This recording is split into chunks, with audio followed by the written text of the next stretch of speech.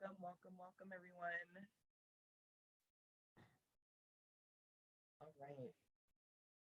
We'll get started in a couple minutes, but welcome while you're coming in. We do want to let you know that this session is being recorded. So if you don't want to be on camera, or if you don't want to be recorded, be sure to mute your cameras. Yes, welcome everyone. We're excited to have you here today. You could have been anywhere, but y'all chose to be with us today. We're really, really grateful for that.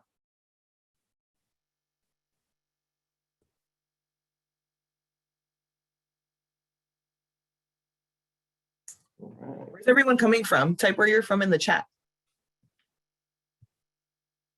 I'm in Santa Barbara, California. Ditto. Santa Barbara. We got Fresno in the house. Okay, what's up, Fresno? Oh, wow. South Carolina. Welcome. Welcome virtually to beautiful Santa Barbara. Sacramento, Santa Ana, Pomona, San Bernardino, biggest county. All right. People from all over California and even from out of state. I love that. Welcome. We'll give folks a few more minutes to join and we'll get going in about 1 to 2 minutes. Yeah, let's give them time.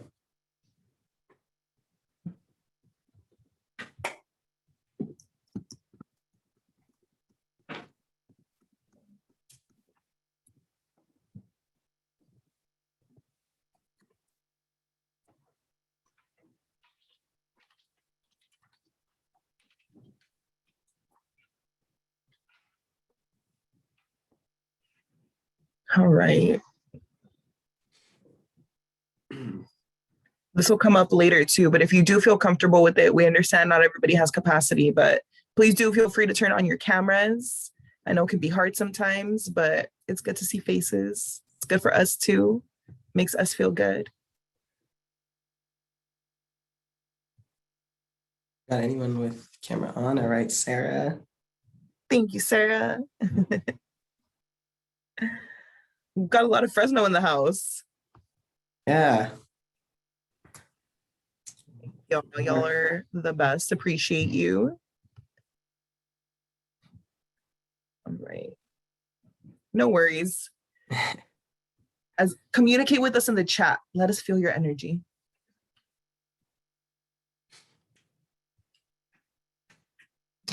No worries about not having a cam at all. In fact, I'm jealous that you're snacking. I love snacking.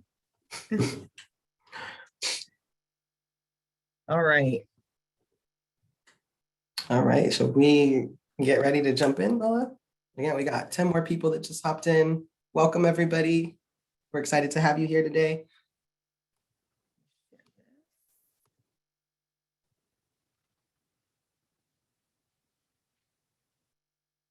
All right, y'all. Again, thanks for being with us. We know that this, Zoom life is exhausting, so appreciate y'all spending this morning with us.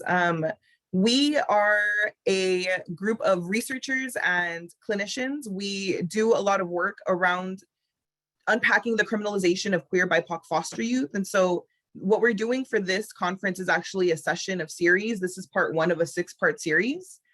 This is really the session where we're going to be doing a kind of deep dive into sexual orientation, gender expression, and gender identity. But the overarching series that we'll be doing unpacks the criminalization of queer BIPOC foster youth. So throughout the different sessions, we'll be doing things like the history of the foster care system.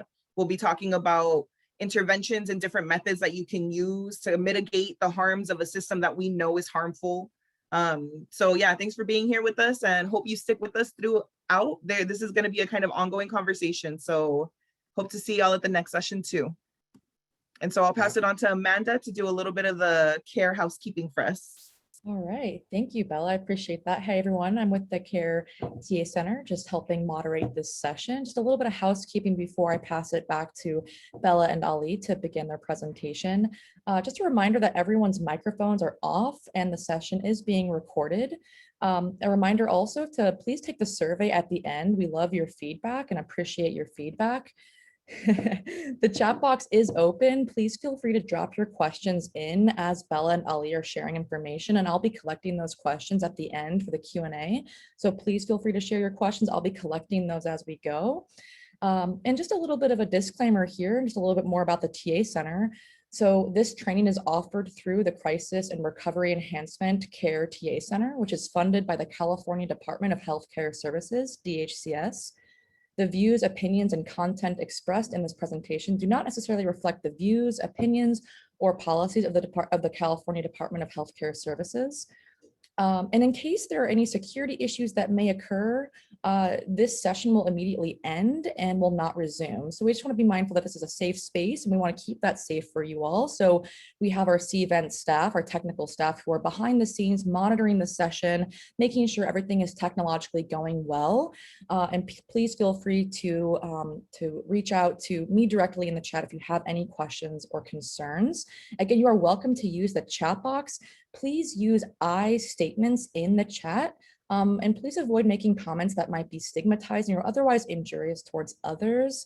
If you need support at any time or experiencing difficult feelings, please exit from the session and go to the Feel It to Heal It room, where you can access crisis and warm lines and other supportive resources. Okay, so that's there for you. Again, the Feel It, Heal It room. Okay, and then next slide, please, Bella. Okay, and now it's just our security. Yep, we'll have technological support. Next slide, please. What is CARE? Really quickly, we provide comprehensive array of training and technical assistance services to California's Mental Health Services Act, MHSA, funded stakeholders and partners to strategically plan and implement behavioral health care and crisis response. So that's just a little bit more about CARE. These are our partners, and so this is how we make it work. We are a collective who are providing these technical training support services. Next slide, please, Bella. And these are the various components of the CARE TA Center as well: needs assessments, listening sessions, annual conference, training technical assistance, and a library of resources and newsletters. So please check out more on the CARE and what we do. We're really passionate about this work, and that's a little bit about CARE. So again, please feel free to use the chat, drop your questions, and at this time, I'm going to pass it back to our amazing presenters, Bella and Ali, to take it from here. Thank you so much, everyone. All righty, thank you, Amanda. So welcome everybody to Let's Talk Gender, Let's Talk Sexuality. Allow me to introduce myself here. My name is Ali Guajardo. My pronouns are he, him, él. I am a licensed clinical social worker. In the last 9 years of clinical work, I have been working in Santa Barbara County, New Jersey, and LA. I'm currently working at Santa Barbara Neighborhood Clinics as the behavioral health specialist and consultant, particularly specializing in LGBT care. And a little bit of the history is the last 6 years, I was working with Wraparound at Casa Pacifica here in Santa Barbara County.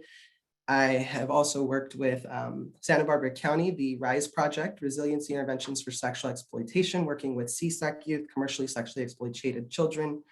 Prior to that, I had some experience working in group homes, working with foster youth. That's mostly my specialty, specializing in mostly trauma-informed care. So for me, social worker wasn't a choice. It was more of a calling influenced by my personal experience, which has taught me more, just as much as my professional experience. I entered the foster care system when I was 12 years old. At that time, my mother was a single mother and she was deemed incapable of caring for her children by the state because of substance use and mental health issues. These experiences that I went through have uniquely prepared me for the work that I do today. So throughout this training, the 6-part series, I will be using my professional and personal experience to talk with you today about working with foster LGBT youth in many different ways. And I'll hand it over to Bella. Yeah, so before we actually get going, sorry, I'm having trouble changing this. There we go. That's the screen that I'm supposed to be on. Before we get going, I also just want to give a thank you to Weston, who is our tech person. Shout out to you for handling all of the behind the scenes things. I'm Bella. My pronouns are she, they. I am a researcher, I'm a writer, and I'm a doctoral candidate at the University of California, Santa Barbara. So I'm getting my PhD at UCSB. I also teach on campus. And the way that I like to orient people to who I am when I'm talking about my research and this work is by really starting by saying that I do this work out of a deep love for youth. You know, when I started my program, my research project was very different, but I've worked with foster youth for several years, and I realized that there are things that are happening to youth that nobody's talking about, right? There are ways that this system is impacting youth that nobody's naming. And so, I mean, people are naming, right? Clinicians are talking about it. People that work with youth are talking about it, but so my work really was to center this research in my own doctoral experience. And it's also really informed by my own experiences as a young, queer Latina girl who was navigating all kinds of things, right? And who felt extremely misunderstood and who didn't have the supports that I needed, right? To be a healthy teenager. And so I really come to this work out of a deep love for youth. So my research explores the experiences of Latina foster girls in Santa Barbara County, specifically in Santa Barbara in California. I work with youth in a number of capacities. I mentor and through programs that are out of the UCSB campus. I specifically work with girls who are on probation, who are in foster care, or who identify on the LGBTQ plus spectrum, which, I mean, we know that that's often overlapping, right? Often they're all of these things. And so like Ali, I find that my personal experience as a young queer brown girl navigating a world that didn't understand my experiences informed the dedication that I have to working with youth today. And so really today, what I'm here to help us unpack is the way that these quote unquote helping systems impact the youth that we are meant to be working with, right? That's going to be my role in these sessions. All right, so today our learning objectives are going to be that we hope that through this course that you will learn the nuances of sexual orientation, gender identity, and gender expression, which I may refer to as SOGIE throughout this presentation. We're hoping that you will learn to situate gender within its historical trajectory and learn tools for exploring gender with youth, families, and other folks. Next slide. Our group guidelines, we are creating a sacred space here. This is a space of learning. A lot of us will be getting information for the first time, including us, based on the examples and the experiences that you all share. So this is a space of mutual learning. And so we want to ensure that we are learning respectfully and that we're all doing our part in maintaining that within the group. So a couple of things that we'd like to invite y'all to do is, again, if you have capacity to, if you can, turn on your camera, no worries if you can't. Ask questions, don't be afraid to engage. I know that, a lot of questions come up all the time for all kinds of reasons, and we get, kind of anxious about asking them. Please ask them. Participate and give your colleagues your full attention. So you can use the reaction functions if if something that you hear resonates with you, use the chat, give us a little snap. Yes, do what you do to let people know that you're hearing them. And again, like Amanda said, feel free to use the chat. And perhaps one of the most important ones is add all of your pronouns, please, to your name. So we're going to give everyone a second to do that. And if you don't know how, you can hover over the photo of yourself on your screen. There are three kind of dots in the upper right-hand corner. Click that, and you can click rename, and you can go ahead and add your pronouns to your name. All right. So while you all are setting up your pronouns there, I want to say that this session will be working with trans, non-binary, BIPOC youth. But before we get into that, I do want to say that as a trans clinician, one of the very ways that colleagues, anyone I'm in a meeting with, can show allyship or solidarity is by adding their pronouns in their Zoom names, sign off, email sign off, sign doors, visible places.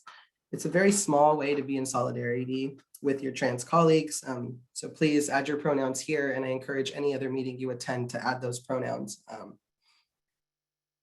We put this here as just a reminder of these are 10 things you're actually saying when you ignore someone's gender pronouns. I know you better than you know yourself. I want to teach everyone around me to disrespect you. I can hear you talking, but I'm not really listening. So this is why it's really, really important that we shift our lens around pronouns and start to normalize this process. Right, and before we get into the kind of meat of this, I want to give us a quick note on the term queer. So Bell Hooks writes that queer as not being about who you're having sex with, although that can be one dimension of it, but queer is being about the self that is at odds with everything around it and has to invent and create to find a place to speak and to thrive and to live. And so in the way that we're using queer throughout this entire presentation, this one and the ones following it, is based within this context, right? So queer is a term that has historically been levied against LGBTQ plus communities. And as a result, there are many people within our communities that are not comfortable with the term. And, it's interesting because I am finding that there's a generational difference here, right? Older folks that are on the LGBT plus spectrum have trouble with that word because of their experiences with it, right? And so that's why it's best never to assume and always to ask what language or terminology people prefer. And so we use the word queer here as a reclaimed term. And according to Alexander Chavez, today the word queer is a way for us to create space for those who have been othered by the LGBTQ plus rights movement, by social norms and customs, and by outdated notions of gender. Ultimately, what this means is that queer has been reclaimed by many LGBT plus people as an identity, but also as a political praxis. And for Ali and I, and for the sake of this presentation, queer is used in acknowledgement that for Black, Indigenous, and people of color who are LGBT plus, mainstream movements and ideologies have often left out very important parts of our identities, like class, like race, like ethnicity, like culture. And they don't consider the ways that our sexual and gender identities are one part of the many systems of privilege and oppression that impact our lives. Yeah, and so what I want us to take away from this slide here is that don't ever identify somebody as queer unless they've asked you to identify them in that way. Right. So now that we have our bearings a little bit, I want to give us a quick refresher on understanding gender and sexuality. And so, I know that we've had a million workshops, I'm sure, where we have these conversations, but I still find that so often people feel like they don't have enough knowledge or enough understanding to be able to have these conversations comfortably with youth. And I'm here to tell you that having the conversations is the way that we learn. So the gender unicorn, which is on your screen today, this is one of the tools that we use when talking about youth and when exploring gender identities, gender expressions. And we find that it really helps people develop a language around naming the things that they haven't been allowed to name for themselves. And so, you can check out the gender unicorn. We'll be also dropping a resource link at the end of this session. And the gender unicorn is on there in case you decide that you want to use it as a tool. But about gender generally, so we're socialized to understand that when it comes to gender and sexuality, there are only two options, right? You're either a man or you're a woman, and these options are based on your genitalia, right? So it's assumed that our genitalia, or what is between our legs, informs our gender, and that our gender informs our sexual orientation.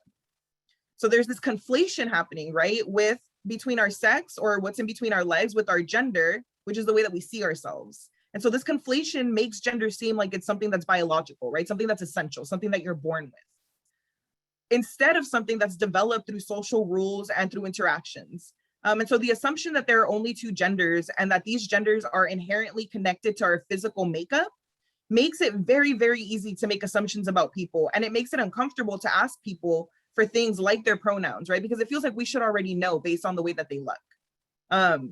So this binary and this essentialist understanding of gender is a socially constructed ideology, and it ignores the fact that gender is not connected to our genitalia, but is in fact a spectrum, a performance. It's informed by social contracts, and we'll do a deeper dive into all of these things, but we all perform gender, right? It's whether it's the way that we dress, the way that we sit, we all do it. It's not something that is specific to trans kids or to queer kids or, trans folks. Every single person who navigates the world performs their gender. And so, the gender unicorn and other conversations around gender, while they are, of course, very useful to have with youth, this is also something that is really, really helpful for adults, and we'll offer some examples of that later. But when we move away from the binary towards understanding gender as a spectrum, we recognize the ways that assuming we know people's pronouns based on the way that they look is harmful. It's re-traumatizing. And so when working with all youth, really, but especially queer BIPOC youth, it's crucial to understand that we have to have conversations about gender and sexuality to create a space where they feel they can share. Yeah. Go ahead. Sorry, Bella, can we go back real quick? So I just want to say that this, as a clinician, this is one of the many tools I use to, explore someone's life, whether they're trans, queer, cis. For younger kids that I'm working with, it's a great way to start exploring gender identity, gender expression. But I also work with adults who are heterosexual, cis men, women, and I can tell you that a large part of what we end up talking about in therapy is gendered roles, gendered expectations that have been put on them in their marriage, and it creates stress for many men. And again, I'm speaking just off of my experience in working with folks in therapy about, men having difficulty expressing emotion. And so these are conversations that then I pull out this little thing and we talk about, well, what's gender expression? What's appropriate for men? What does that look like in your culture? I also use this as a tool when going out to crisis response. There have been times that we come out and we're assessing, what's your gender identity, gender expression? Well, oftentimes kids nowadays tend to know these things, but parents don't. And so it's a good tool that I have brought out to help understand just the nuances of gender identity and gender expression, attraction, and emotional attraction. So like Bella said, we'll have these in the resource area, and you can feel free to check that out. You can go to the next slide now. So let's talk gender. Weston, could you break folks into breakout rooms, please? 5 per room. So we're going to do a little activity and we'll put these questions in the chat for y'all. Yeah, so while we're getting that set up, we'll break you off into groups here.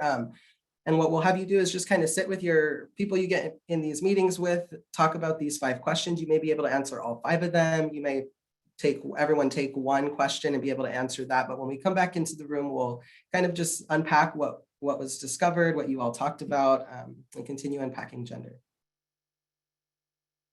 Okay, I'm going to try the breakout room thing. 3, 10.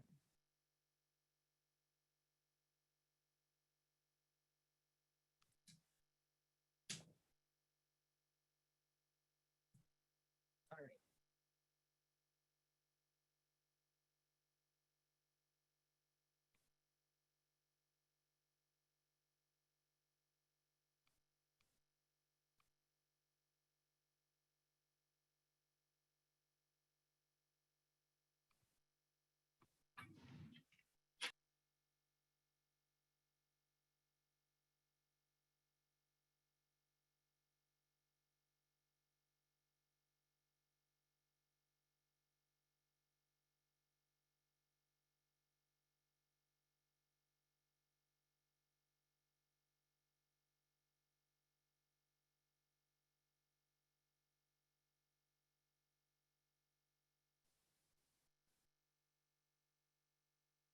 Welcome back, folks.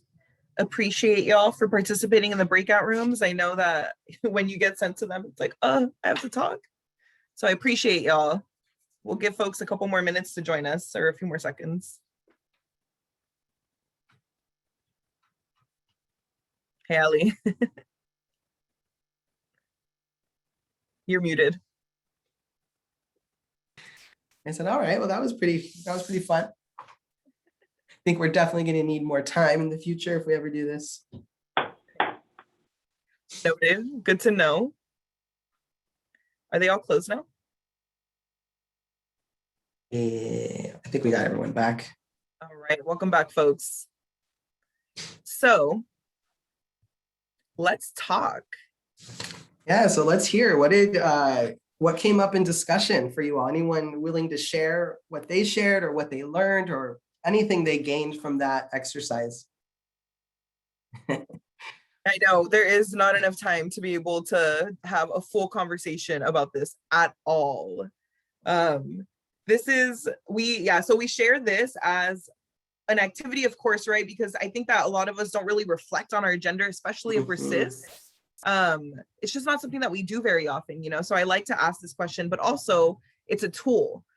This is another one of the tools that will be in our resource list. And Mayano, I see that you have your hand raised. I'm not sure if you can unmute yourself, but if you can, please go ahead. You may not be able to, though. Yes. Hi, can you hear me? Yes. Awesome. Thanks for giving me the platform. I think in my group, I was talking about, I never thought that my gender impacted me much when I was growing up until I became a mother. Motherhood. Yes. I love being a mom, but sometimes it sucks. It sucks because I'm the one. Society puts it on me that I have to do, take my son to his doctor's appointment, his soccer game. Like, it's not put upon the man because, you have those stereotypes of, nope, you're the mother, this is your responsibility. But what if I want to focus on my career? What if I just want to give myself 20 minutes to myself that day? But no, because I'm his mom, I'm supposed to do this. And then if I don't, I look bad, I'm guilted into it. So that's where I get the mother guilt, or as they call it. I don't call it the parent guilt, because I don't feel like, No. maybe I'm stereotyping, but I don't feel like men get it as much. Like on Monday, I took my son to daycare and he's in a new class for the first time. And I was just crying because I felt guilty that I had to put him in school, in daycare, because I need to work and I need the time to myself to work, because that's my only time to myself is at work. So that's how I feel. For me, gender has impacted me a lot, is by becoming a mom.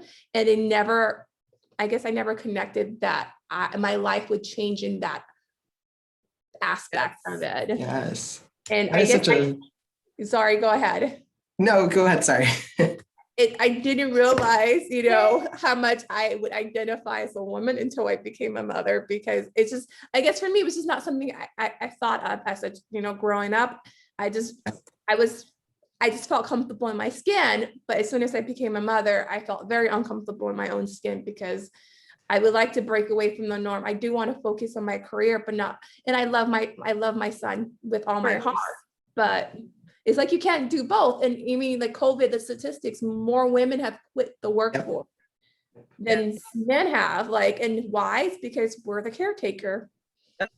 Exactly. And so, this is such a good example of the way that for everybody, right? Not just for queer and trans kids, gendered expectations, gendered ideologies have impacts in our lives. Ali mentioned earlier about working with men who struggle with their emotions, right? The way that gendered expectations are created harm everybody.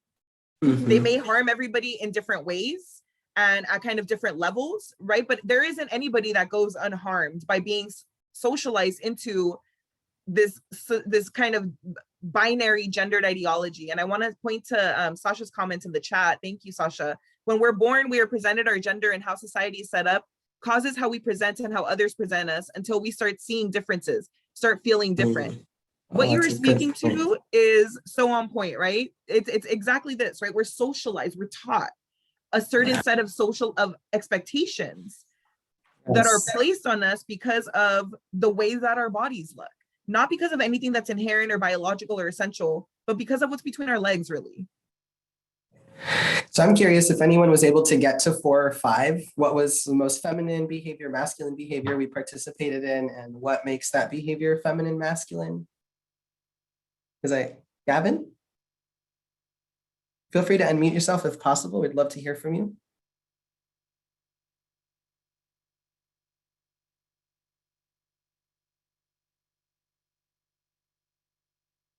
Okay. In case you're talking. There we go. We didn't get down there, but before we broke out, I was thinking about those. And I would say like a masculine behavior would be, I guess, always having to like assert myself in a situation and have my like valuing the intellectual side of it versus the emotional side of it. Something that my dad would always teach me, and he would always say, as soon as you start getting emotional, then you've lost the battle. And he like would teach me that growing up so much. And then when we had a deep conversation about, being gay and all that stuff and the systemic challenges that queer people face, and he seemed so separate from that and could talk about it theoretically when I couldn't. And then he saw that as a sort of, I guess, superiority. Like, I can have these conversations and not be emotional, therefore I win. And I feel like that's very masculine. Yes. Yes. And then the more, sorry. I was just going to say the more feminine side, I guess, would be the ability to empathize, and then to see, that there's so much power in listening to others and understanding that you aren't the center of it, and being able to really respect their stories. So that's what I guess I see that as more feminine, because that's what women have taught me. Right, exactly, because these are what you're talking about speak directly to each other, right? The thought that, or the idea that the intellectualization of emotion is somehow more as indicative of strength, right, over the processing of emotion. And the way that because men aren't allowed to engage with emotion, we often have women who are significantly more emotionally intelligent because we've been allowed to explore those things in a way that isn't stigmatized, right? I mean, let me just say, of course it's stigmatized, right? Women are always called crazy and all of this other, BS, when really what it is that, we happen to process our emotions. And a lot of us, and I'm not going to say all women, right? Because I love some women that aren't great at communication, but we have been allowed, right, to engage with our emotions in a way that men really haven't been able to. And because of the way that that's set up, right, this hierarchy of like not engaging with your emotions is somehow stronger than the folks that do engage with their emotions are completely discarded as people that are like too sensitive, too emotional. Also, excuse my cat, she will be crying. All right, thank you, y'all. There's so much to talk about when we're thinking about our own experiences with gender. And maybe at some point I hope that we can open up a space where we can have these conversations in a more kind of interpersonal way, but for the sake of time we are going to move on. So now that we've talked a little bit about what gender has looked like in our lives, let's talk about what gender is. So the first thing is yeah, the first thing is gender is fluid. It changes, right? Gender is not a stagnant thing. I can speak to this for myself growing up as what we would call a tomboy. I was female presenting, identified as female at that time. Tomboy, I like to ride skateboards. And then I entered middle school and my mom told me, girls don't ride skateboards. You need to dress feminine. So she went and got my nails done, my hair done before starting freshman year in 8th grade. And so it was a little bit more feminine then. And then there was like this intense like masculine performance that I gave from 15 to like 21. And here I am at 30 thinking, I'm going to transition, start my social transition, my physical transition as a trans man. And I thought, once I like have facial hair, I'm going to be performing masculinity at its finest. And even that has come to change. I am like, wait, actually, I like being feminine. I like being perceived as like, oh, that's the girly part of me. So gender is constantly changing, right? Even for the mothers that talked about what it's like to be a mother and to step into motherhood. I imagine there were some gender components that had to change in that process. Yes. Gender is also racialized. This is something that so often gets left out of conversations about gender. So often when we think of gender as something that's static, what we forget to recognize is how racial identity also impacts gender performance, gendered expectations, gendered identities. So one of the examples that I look to is that when we look at the experiences of Black women with gender versus those of white women, we see that where white women are seen as fragile and in need of protection, Black women are seen as strong to the point where it literally impacts the type of medical care they receive, right? There have been case after case after case of Black women seeking medical support for things like pain, and for any number of things where they're not believed, right? Because the expectation or the idea is that they can handle pain at a much higher rate than their white counterparts, which we know is based in eugenicist, racialized, BS science. But these are the ways that the racialization of gender have material impacts in the lives of real women. There are so many examples too, right, of this. And so, one of the things that we're seeing when we see this is that the way that racialization impacts gender creates real material realities that cause death.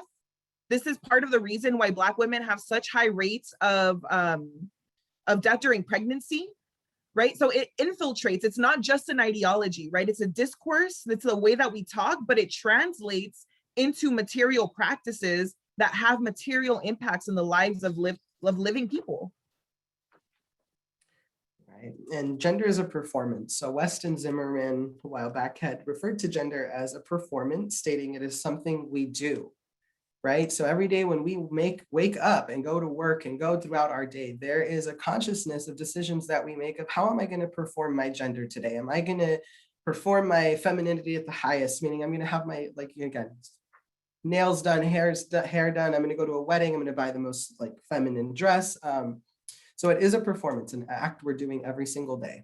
I like RuPaul's quote of, we're all born naked and the rest is drag. That's kind of that saying. We're all born naked and the rest is a performance. How do you choose to do gender today? And we know that there's a lot wrong with RuPaul, but we got to find our joy where we can. It is a set of social agreements. So gender practices change over time because the social agreements that define them change. For an example of this, we can think about the birth of the high heel, right? The high heel was created for men. It was created for, a gender that is now, today, when men wear high heels, right? It's seen as something that's like, oh, they're, queer. It stigmatizes them in a way that doesn't reflect its historical origin, right? So, now it's widely expected that heels are for women. So culture decides what gender expectations are. And this, again, just like the fluidity of gender, this is also something that changes over time. Yeah, and it varies between cultures. So gender practices vary by culture. We can look at like indigenous cultures that have a third gender, or even other countries. So this is a good example that have women presidents in comparison to our country, where the thought of a woman president sends half of our population into an uproar. So we can see the way that gender practices vary by culture. And I also just had a good example come up in the group I was in, where they were talking about, and again, I don't know how much of this was the family, but right, that brothers were able to go out and be out late at night, go to parties, engage in that behavior. And for the girl in my group, it was, oh, well, you can't go out, you have to be safe. And so that was probably a cultural piece going on there that stood out to me. And then lastly, it's broader than just men and women. So we live in a culture that operates under this binary, and we really need to broaden our understanding of gender, or as I like to say, smash the system.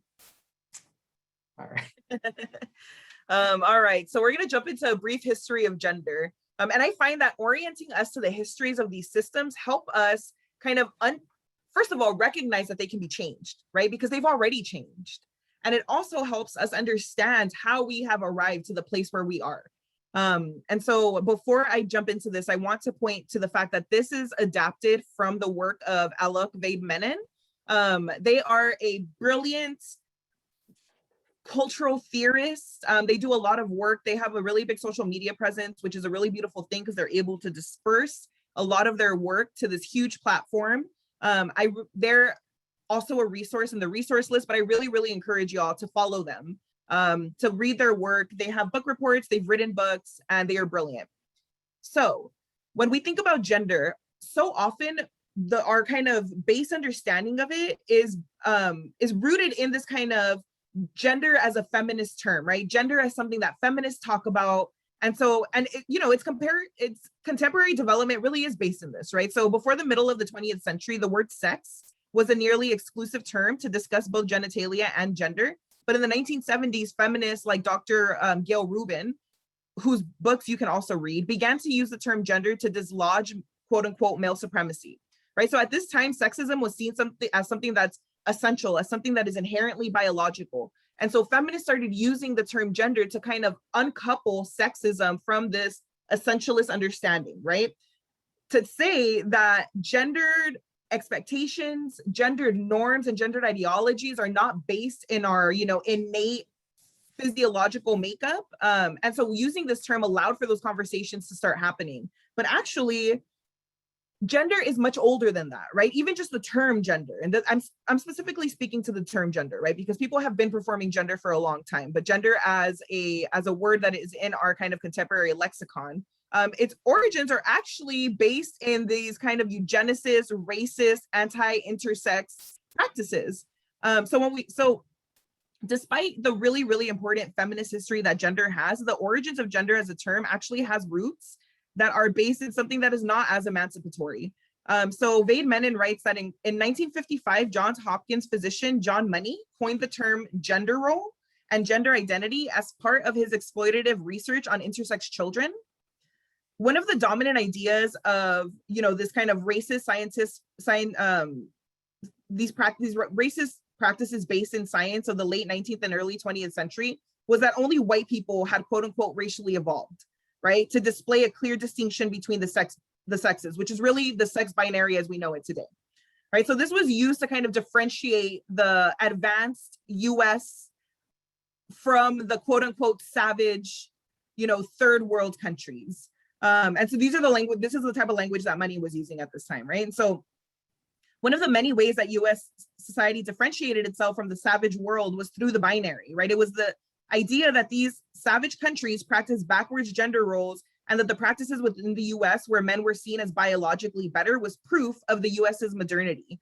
And so under this ideology, the existence of intersex people who are a very, there are so many intersex people throughout this entire world who are subjected to surgeries to quote unquote correct their genders and their sex as babies, because we have an idea, right, that gender is two things, and if they don't fit into that, we have to make them fit. And so under this ideology, the existence of intersex people, and especially white intersex children, threatened the sex binary that Western civilization was based on.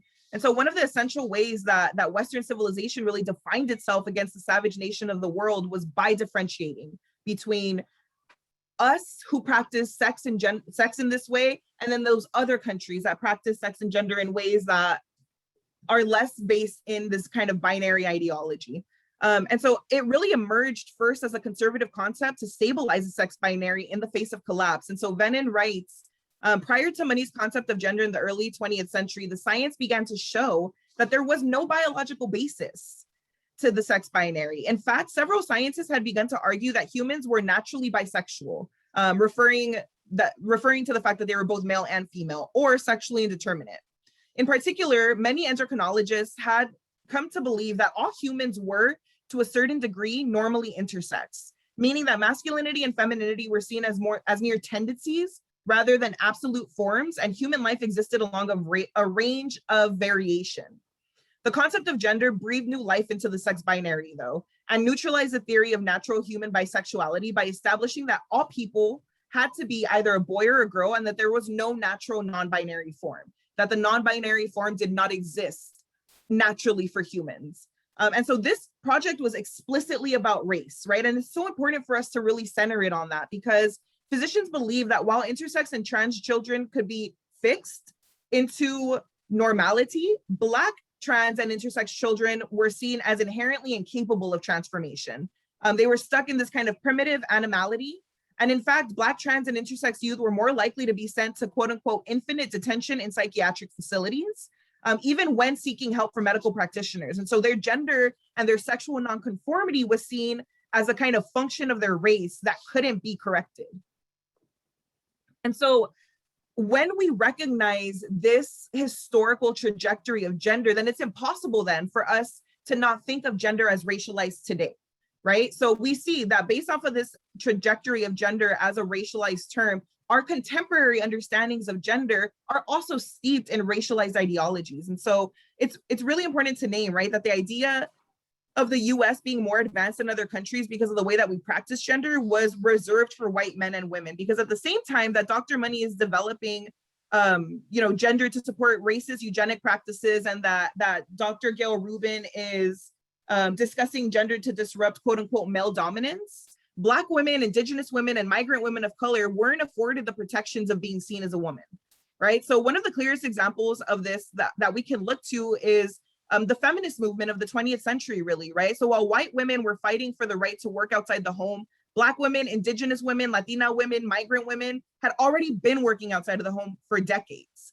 right? So we so often think about the kind of the big second wave focus of the feminist movement as a woman's right to work. Well, what about the women who had been working their entire lives, who had been working as children, right? These narratives leave out the experiences of BIPOC women who, because of class, because of capitalism, didn't have a choice but to work outside of the home.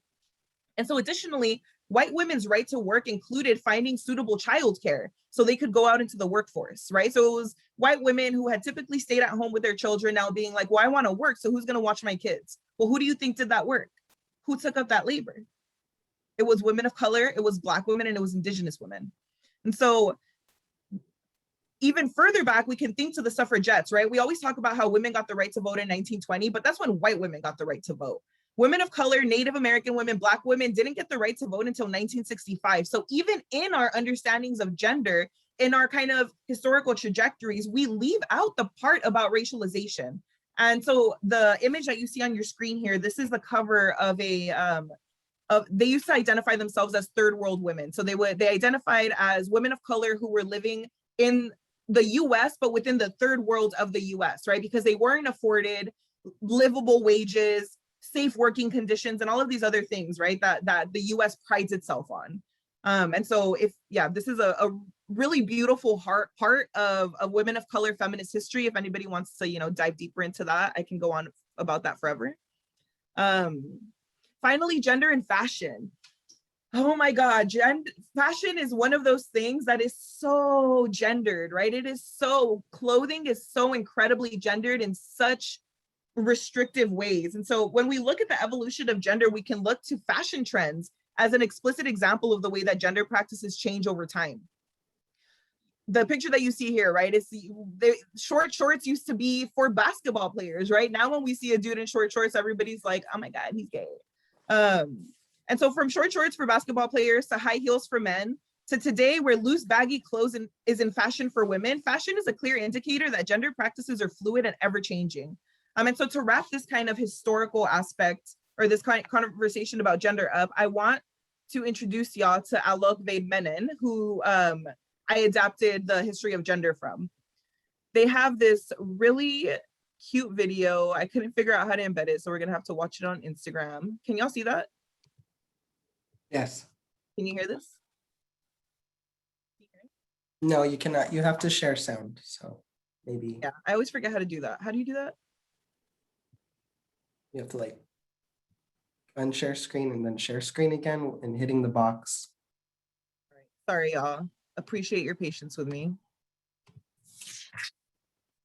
So while Bella's getting that set up, y'all, I'm just going to kind of jump in to say that now that we do have an understanding of gender in its historical and social construct, it's also crucial that we recognize that despite gender being socially constructed and fluid, the expectations of the gender binary have real material impacts on the lives of all people, especially youth.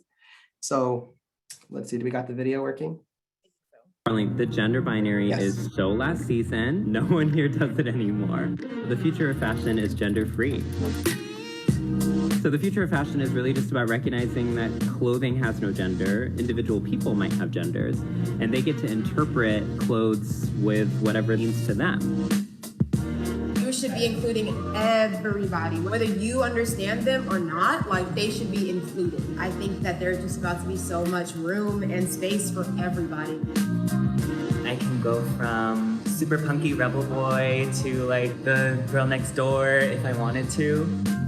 Fashion is always changing, and that's the best part. And it's because of people that wear clothes and love fashion that is what's driving the change to happen. And I feel like fashion's heading in a direction where we can all wear whatever we want. Your most favorite garments that will change your life are on the other side of the store. All right. So this is one of my favorite people to learn about gender from because they do it so beautifully and they are so smart. So yeah, I can't encourage y'all enough to go and follow them. All right. So we'll end here with just some statistics to kind of highlight, like I said, this binary. The further we step out of this is what's expected for a man and a woman, the more we face adversity, the more we are subject to violence and harm. So these were some statistics pulled from the Trevor Project that say 75% of LGBT youth reported that they experienced discrimination based on their sexual orientation, gender identity, at least once in their life. 42% of LGBT youth have seriously considered attempting suicide in this last year, including more than half of those being trans and non-binary youth. So 50% of trans and non-binary youth who have their pronouns respected by people in their lives are 50% less likely to attempt suicide. And so the work that I do, this is often what I get, right? A trans youth, and I tell them one of the first things is like, what doesn't need to change, you don't need to change. What needs to change is the way the world responds to you. Because the invalidation and the violence that you face is what we end up processing in therapy and what we have to build resiliency interventions for. How are we going to walk through a world where we don't fit in this binary and we are faced with more violence? So with that I will drop the resources into the chat. So these are the resources these are a portion of the very extensive resources that we added into the link tree. So if you go to the website, that Ali is dropping into the chat, you'll see that the gender unicorn that we used earlier is there. Someone also mentioned the genderbread man or the genderbread person. Look at me being all gendered. The genderbread person as another tool. So, you know, if that's more helpful for you, absolutely. The gender book, this is a really, really cool resource. It's free. You can pay, you can donate if you want, and please do if you're able to, but you can download it. It's super fun. It's interactive. It's really, really a fun way of learning about gender, and it's really extensive. We have a definition list in there. We also included the Trevor Project reports that we pulled the statistics from in case you want to look into that further, as well as the gender questionnaire that we did, and a website that has a whole bunch of resources, including, oh, and the last one is Alec Vade Menin's Goodreads. Basically, you can find all of their information through that.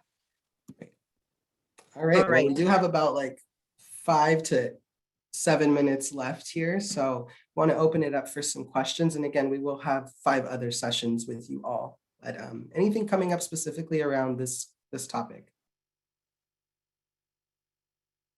Well, y'all are thinking up your questions. I will drop our And email. I know we had Amanda gathering those questions as well. Amanda, did anything come up in the question chat box? All right. Hey, everyone. So I see no questions that anyone explicitly put in the chat box. So I think we can open it up and have conversations come in if folks want to put questions in the chat now, or if you want to unmute yourself and ask a question to the group or to Bella and Ali.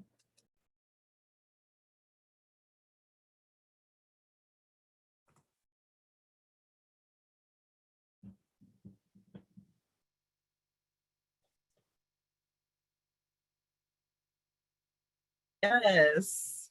You know what? Yeah, no, this is beautiful also because the last session of this series is actually a conversation about legacies of resilience, legacies of resistance, legacies of organizing that exists within queer culture. And so thank you, Sasha, for dropping that, right? Because part of the way that we build resilience and that we support youth who are navigating a world that is extremely unsupportive is by connecting them, right? Connecting them to their genealogies of resistance. People like, you know, Chavela Vargas. Don't even get me started. Her version of La Llorona, like, puts me on my knees. Like, I cry. It's beautiful. So yeah, thank you, Sasha. Yeah, if anything resonated with y'all, even if it's not in question form, feel free to let us know. Yeah, I feel like so often when we learn about gender, we don't learn about the historical trajectories. This is why Alec Vade Menin's work is so important, because that's what they do. But yeah, we don't learn about all of these historical contexts that really give us the kind of foundation for understanding how we arrived to the place we are today with gender. And I want to say, because we'll be talking about the brain in our next sessions tomorrow, but again, I talk a lot about the brain, and I just want to point out that undoing what we have been socialized to do to, you know, we see a person and the brain automatically wants to put that person in a category. So I want to say that it's going to take time for us to undo everything we've learned. Even for myself as a trans clinician, I can tell you it takes active consciousness in working with folks on Zoom, because again, our brain wants to operate on lazy mode or be energy effective. So it will operate in that unconscious state for a while. And so when I'm working with trans youth and they may present maybe more feminine and what my ideas of femininity are, right? They maybe present that way on screen, and it takes conscious effort to recognize, okay, they identify as they, them. And so I just want to normalize that for us here, that this is something we have to undo. You know, I've been talking and doing this work for what, like 12 years now, and there's still things that I'm having to undo around gender, sexuality, orientation. Let me just say, so there are a couple questions coming up in the chat, Ali. If you want to take the one from Gavin, I can respond to the one from Samantha while you are reflecting on it. So Samantha's question is, do you feel that having so many options of gender and sexuality can be confusing, especially to youth during the identity phase? I think that's a really good question. And one of the things that I want to point us to, right, is that our ideas around gender is that, so this is again, right, is that it's static, right? So that having so many options means that they have to choose one and kind of stick to it, right? when actually if we approach things like gender and sexuality as something that they're allowed to explore, even if there are all these options, right? It doesn't mean that you have to explore all of them. It doesn't mean that you have to explore any of them. If none of them work for you, then you don't have to identify with any of them, you know? So it's not necessarily our goal to help them figure out who they are, right? They'll do that on their own. Kids are brilliant, you know, teenagers are freaking smart. It's not our job, right, to teach them how to identify themselves, right? How to kind of settle on an identity. It's our job to create spaces where they can explore. Exactly. Gender is a journey, right? Where they feel safe enough to be able to explore different iterations of identity. And we have to make it very clear to them that it's okay for them to change it, right? Ali has, you know, we have so many experiences where we consult with group homes, and the kind of the clinicians and the paraprofessionals that work with youth will say things like, oh, well, they're just attention seeking, you know, like last week they were bisexual, this week they're a lesbian, you know, they're just always changing, it's for attention. But actually, you know, what that is that this is exactly what they're supposed to be doing. They're exploring. Yes. So thank you for that question. And I do want to say, right, that it's our role to you know, orient them to what exists and to create a space for them to be able to explore and to be able to name gender for themselves. And I want to give a quick example, right? Sexuality, there are no terms. Ali and I were just having this conversation. There are no terms that we use today that identify my sexuality. So I just identify my sexuality as fluid, right? And part of that is because it's changed so much over time, because I've allowed myself to not be constrained by this idea of, you know, oh, I'm straight or I'm a lesbian. Right? I've allowed myself to explore with desire and with people that I, you know, if I were to identify within certain categories, you know, wouldn't necessarily be quote unquote attracted to. But the opportunity to explore my sexuality has allowed me to recognize that it's fluid and I don't need to name it. All right, well, we got 1 minute and I'm just gonna finish on Gavin's question. What are some ways you have these conversations with people who are more closed off? Again, kind of curious what age group we're talking here, but if we're talking youth, we can do this through conversations about music, right? Music they're listening to is often gendered as well. So what messages are you getting from the song? What are your messages you've internalized, heard about what it is to be a man, what it is to be a woman? So some of those questions in that questionnaire that we asked, there's a lot more on there, but also we will go into another session that's going to dive deeper into those tangible tools. But I say getting creative, right? Like pulling up, creating a collage of just like, what are some clothes and materials and sports you like to do, and creating like a vision board or a collage of the things that make me me. And in that, you can kind of see that, oh, okay, maybe they prefer more feminine clothing and whatever. Again, that definition is to you. So those are just some ways, but we will definitely give more tangible tools throughout the series. And then, sorry, I know we're there, but really quickly, folks are interested in resources and for parents and guardians. These are not just for youth, right? We have found, so we've done extensive work with parents and guardians of queer and trans kids. One of the things that we have found to be most powerful is the psychoeducation around gender and sexuality, right? So doing these activities with parents. Mm-hmm. I know that it can feel really off-putting, right? But folks will be open to it if they're coming to you because they want help with parenting their child or they want help with understanding your child. They'll be open to these activities. So don't be afraid to also do these things with parents, to help them explore gender too, to help them understand that this is something that's socially constructed and their child is allowed to play with their gender. Mm-hmm. All right, Amanda, I know that there are a couple housekeeping things you need to take care of, so I will pass it to you. Okay, thank you so much. Virtual round of applause for our presenters today and all the wonderful information. Again, this presentation is recorded for later watching, so please stay tuned for how you can access all of that later on. That'll get sent out, and so you can all refer back to this presentation later on. There's more presentations to tune into and the CARE TS Center virtual conference that we have. So thank you so much for attending today. And if you have any further questions, I'll stick around, and also our CVent support staff as well. So thank you so much. Everyone, and yeah, a reminder, we'll be doing a few more sessions. So Our next one is about intersectionality. So we'll be talking about how to, we use an intersectional framework in the work that we do with youth. So we'll be talking about how to apply an intersectional framework to working with queer BIPOC youth to help us understand their experiences with criminalization.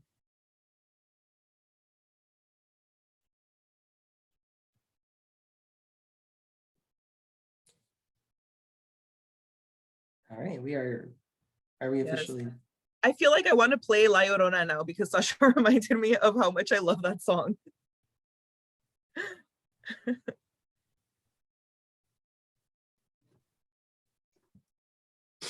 All right, everyone. Well, thank you, and we'll see you in the next shops. Everyone have a good lunch. That's what's on next. All right, y'all. We're gonna hop off, Amanda. Is there anything else you need from us? That's it. I'm just going to find out more details about how folks can access the recordings, but I believe they'll be getting a notification for, post session the listserv. So I think that should all be pretty seamless. Okay, thanks Bella, thanks Ali. Thank you, Amanda. All right.